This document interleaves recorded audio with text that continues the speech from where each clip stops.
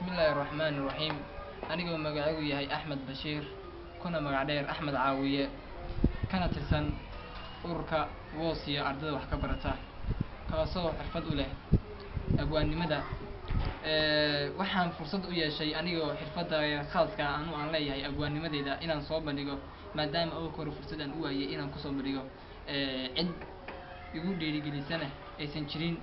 ama cid igu taakulayso si aan mataqaana u soo bandhigo wixii xirfadda aan u lahaa maadaama aan ahay qof dhalinyaro ah waxaan runtii u mahadcelinayaa Leila Cali Cabdullaahi Leila Xiis runtii ahna gudoomiyaha guud ee ururka Woosiyo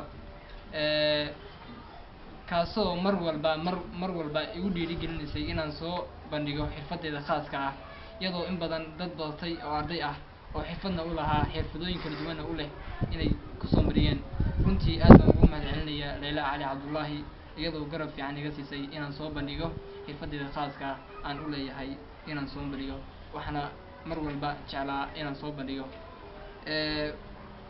waxaan runtii ka tirsanahay gudiga xaafadda Israac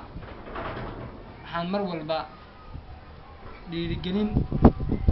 ah inaan mar walba soo bandhigo xirfadeyda khaaska ah runtii waxaan rabaa inaan halkan ku soo bandhigo xirfadeyda khaaska ah abwaanimadeyda rasmiga ah anigoo markii horena aan fursad ku helin inaan soo bandhigo waxaan rabaa inaan soo bandhigo wixii murti ah aniga iga soo baxay oo u badan maansooyin dhowr maanso maadaama aan rabin inaan dul maro waxaan rabaa inaan qayb aan ka taabto maansada koowaad aan rabo inaan soo bandhigo waxa weeye maanso la yiraahdo yaan dooranaa runtii maansadan la yiraahdo yaan dooranaa magaceeda waxa la yiraahdaa yaan dooranaa waa su'aal isweydiin mudan oo muhiim ah in la bayaaniyo si loo gaaro hadafka ay ummadda Soomaaliyeed ay leedahay runtii waxaan ka tiriyay arinta darteed gootaan arkay in doorashooyinka dadkii Soomaaliyeed ay waxyaalo badan ay ka qayb qaateen qabyaaladii iyo qabiilkii iyo waxyaalo badan ay u suurtoobi weeday baan rabay inaan ka tiriyo sadarteed baan ka tiriyay maasadan waxa la yaan doornaa Soomaaliya yaan doornaa siyaasi dacada miyaan doornaa samawada miyaan doornaa samriya dulqaad badan miyaan doornaa sagsaag midaan lahayn miyaan doornaa siyaasi sahan sare leh miyaan doornaa sunnada rasuulkiyo mid nagu haga miyaan doornaa sinaan iyo xaqsoor siman mid nagu xukumo miyaan doornaa isku duubniyo ulga diilkeed mid jecel miyaan doornaa soboolkiyo danyarta mid u dirnaxa miyaan doornaa sansaanta doorkiyo mid muuqiisu wacan yahay miyaan doornaa Soomaaliya yaan doornaa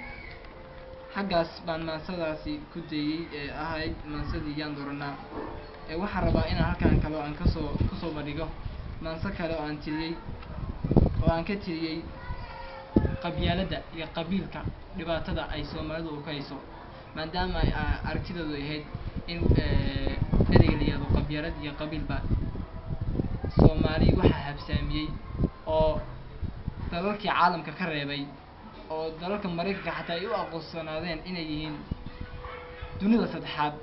waxaan soo ogaaday inay tahay qabyaaladda waxaan soo ogaaday qabyaaladdu inay tahay cudur haddana aan lahayn daawadii iskaga baabi'in lahaa daawadaasi goobta arkay runtii waxay la muuqatay anagoo diinteeni aan dib ugu laabano waxaana aysan fiicnaan iska dayno waxay leedahay Soomaali maalay qarankeeda dumisay qarnigaana joogiyo qabiil kufaanka qori aan la garanayn kala qole qaxyo dhibaatiyo